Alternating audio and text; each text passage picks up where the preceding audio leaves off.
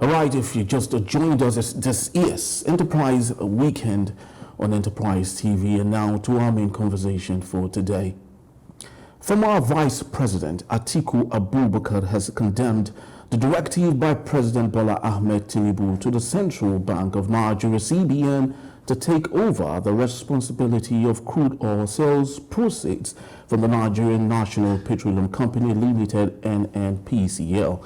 In a statement he signed on Thursday, Atiku described the directive as illegal and that it undermines the operational independence of the National Oil Company.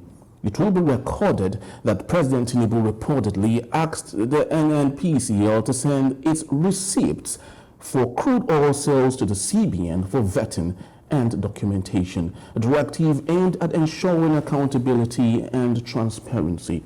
Atiku argued that by the order, the president had wrestled control of the finances of the state oil company and handed it over to the CBN. Quote, "Whatever may be the merit of the new arrangement, the President's directive is a violation of the legal status of the NNPCL. He added, "It is an arbitrary order capable of undermining the operational independence of the NNPCL." End quote. The former Vice President said, "State-owned enterprises are not subject to such arbitrary orders and have full control over their finances within the confines of the respective establishment laws." With me in the studios today to discuss this very sensitive matter is Barrister Evans Ofeli. He is a barrister at law and also public affairs analyst. Good morning, Barrister. Good morning. Welcome to Enterprise Weekend today. Thank you. All right, so let's go into the crux of the matter here. And before doing that, I would love to maybe bring to notice a very key important element in this discourse. NNPCL, as a brainchild of the Nigerian Petroleum Industry Act (PIA), passed into law in August of 2021, has some underlying regulations, and one of them is the new NNPCL, while still wholly owned by the state, is intended to operate as a fully commercial venture without government's funding or control, and it's expected to be regulated by the Companies and Allied Matters Act of 2021. With the new directives by President Bola Tinubu, are we seeing what I would refer to as absolutism? Well, the president in question made that order as an executive order. Executive presidents oversee government parastatals generally. In this case, there's a reform for NNPC, and now you have a limited liability company in that line. But the former president, Atiku Abubakar, who said that the directive is illegal, made an incoherent statement. Which is? The statement is incoherent because he did not tell us the laws that the president has violated by doing that. You see, you don't talk like that. If you say that it is illegal to keep this saucer here, this cup here, you must give us the extant laws. Yeah. Okay, that says this saucer cannot be kept here. So for me, the president's intention is to unbundle NNPC's secrecy in the sales of crude. As we speak in Nigeria, we don't know how much crude is stolen and how much is sold. Yeah. So for you to live in such darkness for a very long time, the president's intention is more important than the directive. Okay? If Atiku is patriotic, Atiku should lend his voice to the fact that NNPC must be transparent. That when it was NNPC, not NNPCL. Yes, NNPCL, NNPC, whichever. Since the transition. Yes. Okay, whether NNPC or NNPC. No, there's actually a very clear cut difference. Since the transition, there was the PIA now, the new Petroleum Act now, that gave it that status. Okay, ordinarily it should now be regulated by a Company and Allied Matters Act. Okay, but that is Company and Allied Matters Act will be based on just returns. They just pay returns. So Company and Allied Matters Act will not look into the financial records of companies. Okay. And the books of company. The institution that look into the financial record of company is the one that has to do with taxation. Okay, that's the FIRS. Okay, but in this case, you know, the CBN is a regulator. Okay. Now, NNPCL, even as a corporation now, you understand, it's not severed from regulation. Okay. It's not severed from regulation. So, the former Vice President Atiku Abubakar should know that it is not the president's unilateral arbitrary conduct to stifle NNPCL. He has nothing to gain from there. But that the receipt of the sales of crude should be public knowledge. You understand? You and I should be able to access it by the Information Act. Okay?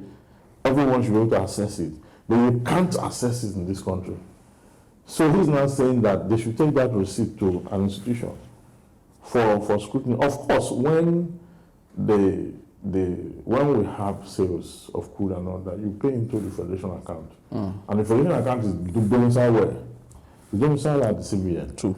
Okay, so I don't see any contradiction or contravention there. Whether it's a private company or not, or public company or whatever it is, this is a company that we know that is responsible for the huge damage that the issue of corruption and all that NNPC or NNPC, whatever it is, they are responsible for a lot of damage in this country. So a time has come where, because the economy is biting hard, people are not asking for accountability. Let's see there, let's know what we serve. What we mean is wrong for you to. It's our commonwealth. So, we have a right. If there's no law that says we can take the receipt to the CBN, if there are no laws to that effect, you cannot call the action illegal, except there is a law to that effect. And if there's no law, we can make one to ensure that we have transparency. That's what I'm saying. I am not completely in line with Tinubu's directive. Neither am I in line with Vice President's criticism. I'm looking at the intention of the president. What is the intention really?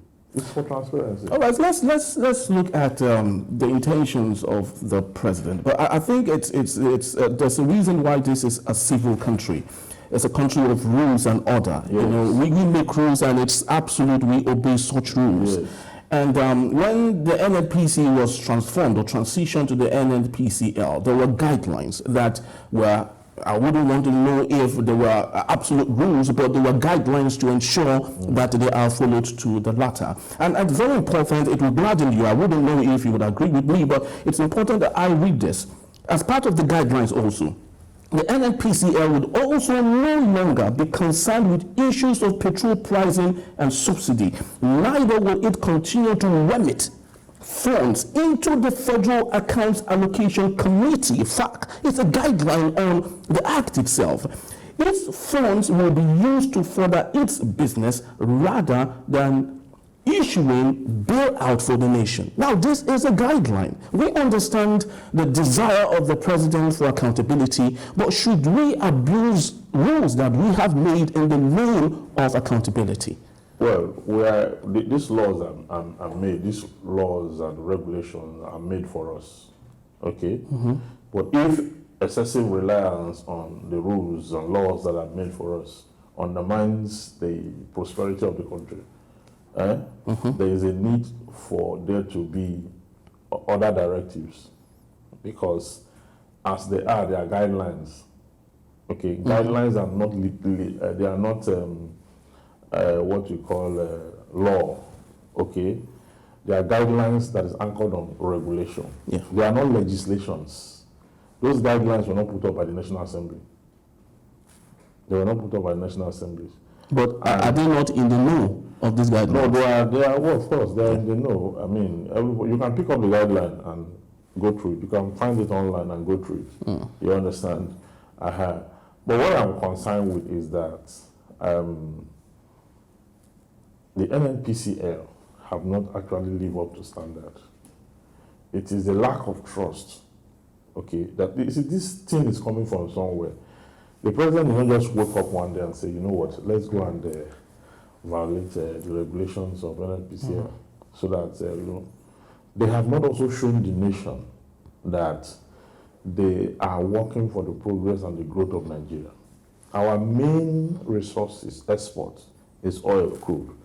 So, and if that main resource, oil, crude, we cannot account for it, okay, or we account for it in errors because we lack information to that effect. So why should we not come up with rules and regulations that will further entrench transparency of that sector? Okay, so it is important. The president is aware of the shady deeds that go on in that institution. And in order to curb it, someone has to take the bull by the horn. Okay, and taking the bull by the horn, see, I don't want to go legalistic. I know how to take my chair backward too and start to focus on those rules and regulations and be citing the NNPCL Act and all that to disbandle whatever it is the president is talking about. I won't do that here. The reason I will not do that is because the institution I wake up early morning to come and defend have not lived up to the expectation of Nigerians and even the government itself. So why should I? I would rather that the intention of the president be, explored. And let's see where is the direction, what is instigating this action? Why is the president going that direction? Okay. Do we need accountability in the areas of our major export? Yes. Do we have accountability to that effect? No. Should we stay without having accountability to that effect? No. So, we must know exactly what is going on. So that is just what the president is trying to do. Now, if in the long run he now contravene laws and all that, of course, you can go, NNPCL can go to court, or whoever can take the presidency to court, to whatever it is they would like to do. But if they have nothing to hide, they will quickly take those receipts to the CBN. Yes, if they have nothing to hide, they will quickly do that because, it does not in any way whittle down their powers or put CBN above or beneath them, or vice versa. Okay, so it's just a honest policy that requires a honest, what they call resonance, reciprocity. Do accordingly if we are all working in unison for the progress of the country. But Barrister, you will agree with me that since the kick-off of this administration, President Bola Tinubu has had this penchant of metaphorically using AK-47 to kill mosquitoes in his living room. You would remember, many years ago when the subsidy regime, Goodluck Jonathan wanted to ensure that subsidy was removed. The APC, gathered themselves, Occupy Nigeria in Ojota and 2012. And the mantra then was, we don't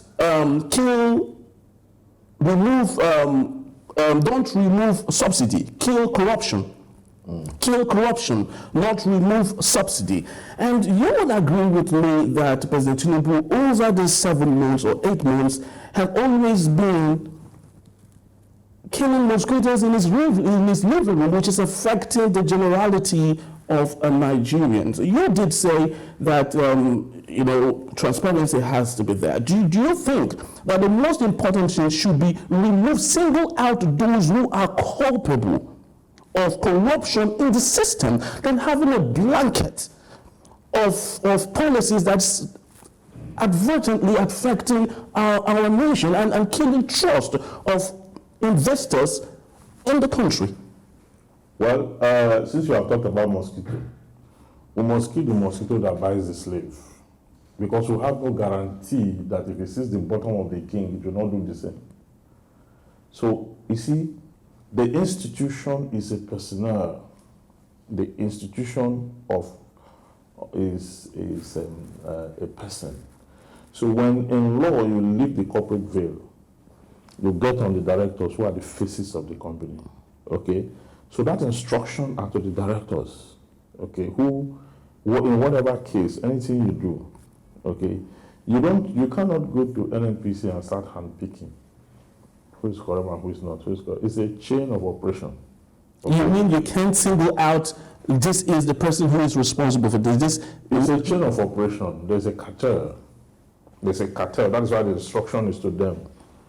They are the ones that know how they're going to come up with who is taking the receipt to the CBN and all that. But that's the directive, okay?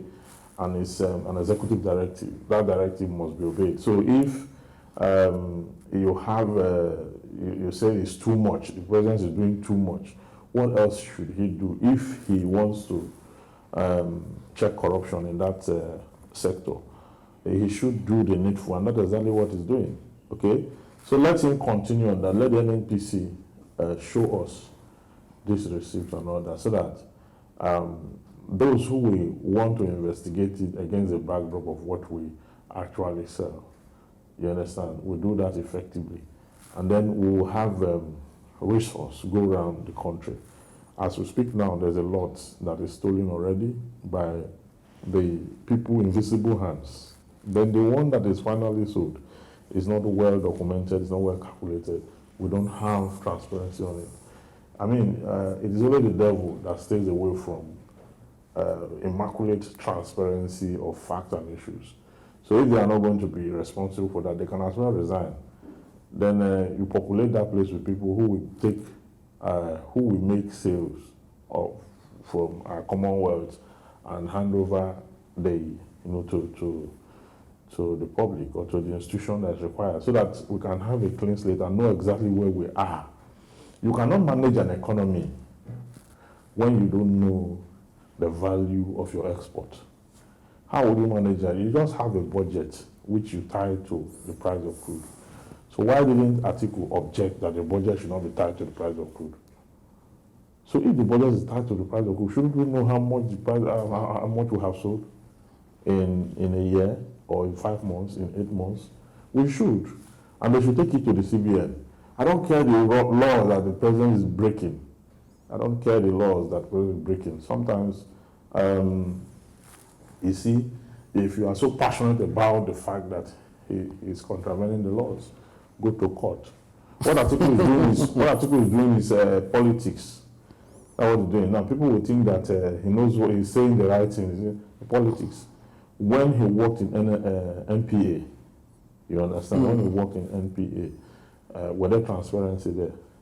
Okay, because Atiku himself is used to the civil service practice of secrecy. Everything has to be secret because they are doing the wrong things and they are aware. So we should not come and we talked about a multi-purpose vehicle the other time. It was not prosecuted.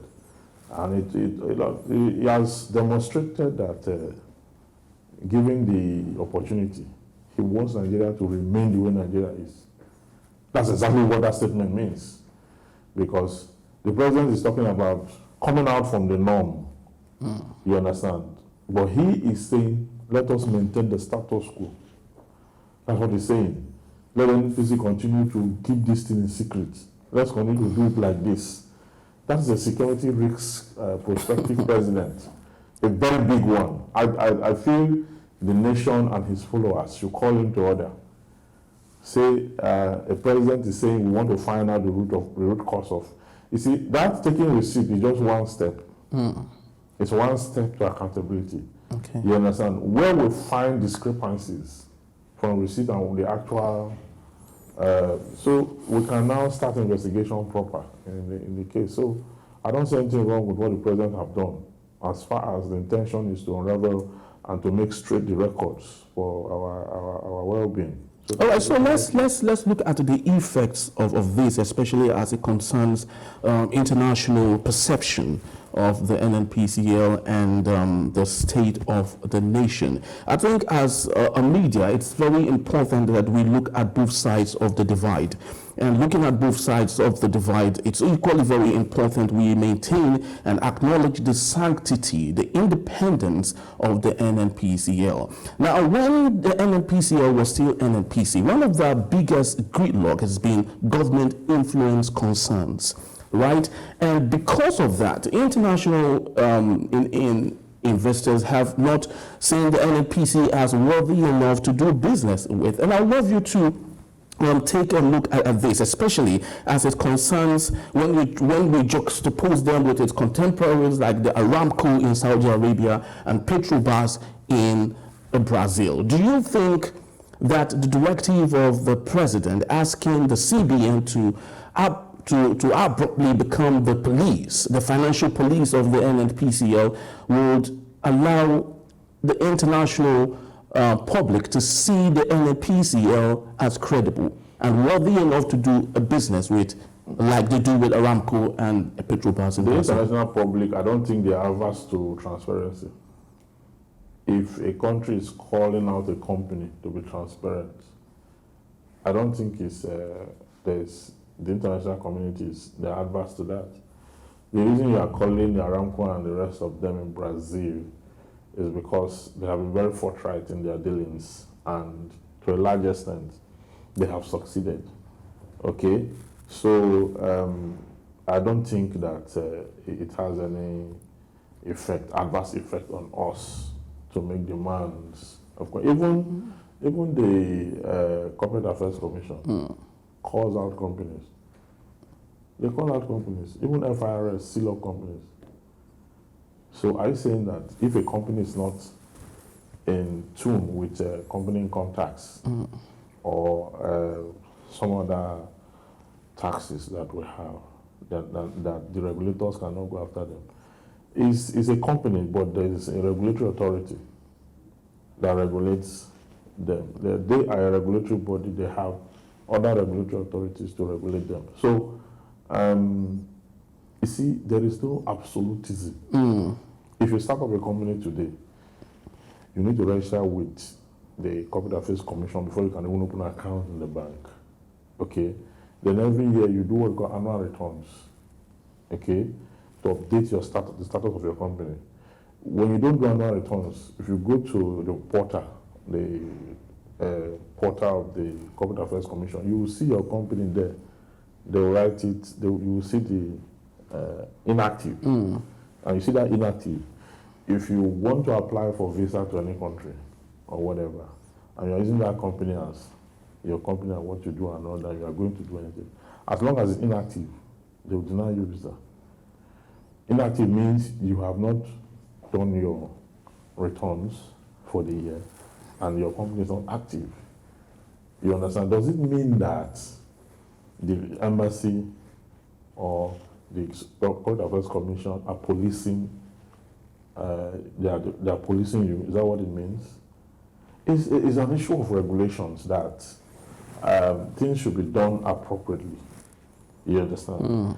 It is the federal government that sends auditors to audit the account of these companies. Okay? So auditing also means policing them. So, I mean, taking receipt to the CBN is part of auditing. Okay. It's an auditing process. So it's not for, we have not convicted the NNPCL. And the NNPCL is not on trial on this show. Okay? We're just saying, why should the president single out NNPCL and say, go do this and this and this? There must be a reason to that effect. And that reason is what we are talking about. Something is propelling something. Okay, when you find the frog running in the daytime, you know that something is chasing it. Okay? So let them do the needful. And Atiku should not take his politics into the NNPCL affairs. Yeah, his followers should call him to order. Atiku has not demonstrated any sense of patriotism in this country. He does not even live in Nigeria. If you investigate that story deeper, you will discover that he's speaking from one Dubai or one other country. When it's election, that is when he comes to Nigeria, okay, to contest primaries and general elections. And immediately after the election, he leaves the country. So Atiku is not the best material to criticize Tinubu because largely so, if you look at the two of them critically, they are not also different. What we would have gotten if Atiku had won couldn't have been different with what we're getting now. All right. So if we might, in a minute, absolve Atiku in all of this. So some Nigerians would liken this to looking like stealing from Peter to pay Paul. Now let's take a look at the transparency in the CBN itself. You would agree with me, we are still going through the case of Emefiele and what he has done with the CBN, which of course you would agree with me is equally under scrutiny. Yes. Right? So the CBN, which is appearing now to be an absolute police of the NNPC, is equally under scrutiny. Yes. Now, how well do you think it would work, knowing that an agency, an entity which is under scrutiny, is now handed the portfolio of another company to administer? How do you think Yes, the look at this? CBN is under scrutiny, under the leadership of Emefiele. Not under Cardozo? The activities under the leadership of Emefiele. Okay. It's not under scrutiny on the basis of it. The EFCC, they're not investigating Cardozo. It's not under EFCC investigation. CBN is under the. You see, all they are doing is, Emefiele is no longer the CBN governor. Now, what they are doing is, they are investigating his activity whilst he was. You understand? So that does not mean that CBN should be diminished as an institution who is under scrutiny based on the activities of Emefiele, that as such, it can no longer be handed over responsibilities to. So if you go by that narrative, because everything even under Emefiele is an allegation. Okay, true. The court have not convicted him. The court have not found him wanting of any of the charges before. They are all allegations. So until these allegations have been properly dealt with, if he's found guilty, he's convicted. The NNPC is incorporated. The CBN is incorporated. That begins to make sense. That okay, this. But in the case under reference, we cannot say we won't give them responsibilities again because someone, because you're under. an XY CBN governor is being investigated. So I think what the NNPC should do, what the NNPCL should do, is to follow that directive. It is very important. What is coming from the president or is coming from the Corporate Affairs Commission or from FIRS or whatever it is, there is an inter-independence, inter-relationship between every institution. That's what we call check and balance if we're talking about the arms of government. Okay, there are regulations, regulatory authorities that check other regulatory authorities. Okay, the FRS will ensure that every company registered under Nigeria will pay tax. Okay, the Security and Exchange Commission will ensure that every public company that wants to sell shares to the public, such must be managed according to law. You understand? Then they will have all these regulatory authorities, and they are the life wire of an economy. So if you don't have them, you don't even have an economy. And where one or two of them are not doing the right things and transparency is required under the law, why not?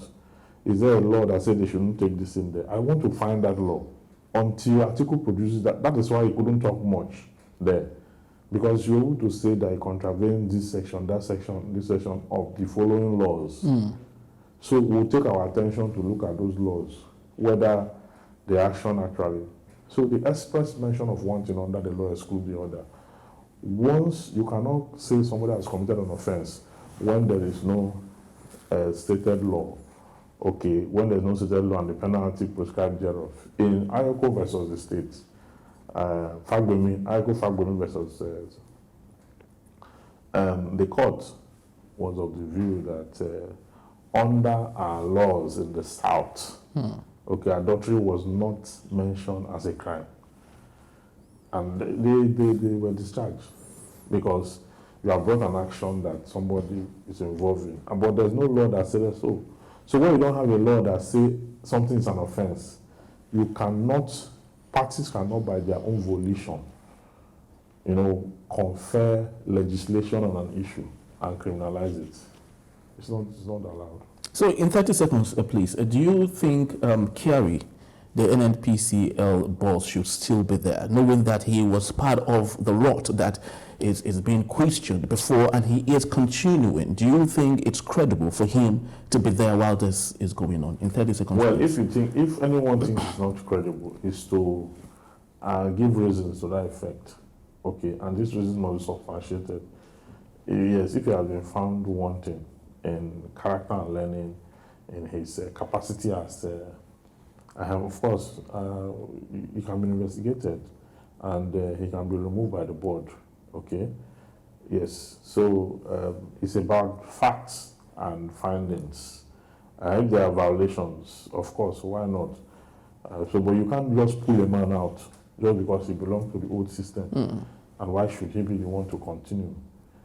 You check his activity under the system, the old system. What and what can you pinpoint clearly that he has done that is, you understand? Because even this directive the president gave now, not like he has one person he has been able to hold on to and say you did this, but out of suspicion and out of the fact that there's what we call corporate governance, transparency and accountability. Go and do this. Let's start from there. So if in the course of this directive of the president, the man you just mentioned now is fingered to be doing anything wrong, this will lead to investigation to that effect, and this will lead to his removal. So that is what it is. All right. What Nigerians care most about is the fact that we want a Nigeria with so much resources that would go round eventually. Transparency, prudent management of our resources is very important. And if the directive of the president to that regard is what will bring that, then it is a welcome arrangement. I'd love to say thank you to Barrister Ivan Sofeli for being part of our show today. Yeah, it was indeed a very awesome discussion with you. And for all of you watching wherever it is around the world, I'd love to say thank you so very much for being part of our show today. Please do well to visit our website at www.enterprisetvnews.com. Follow us on all our social media platforms at Enterprise TV 7. I am Henry Igubika. See you next week with yet another awesome time. Thank you for watching.